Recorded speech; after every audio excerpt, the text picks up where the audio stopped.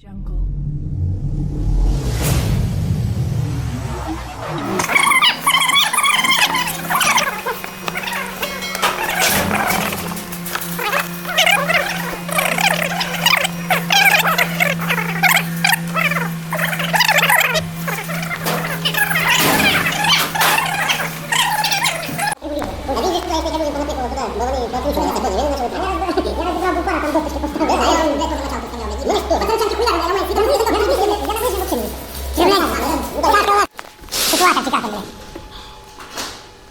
Где?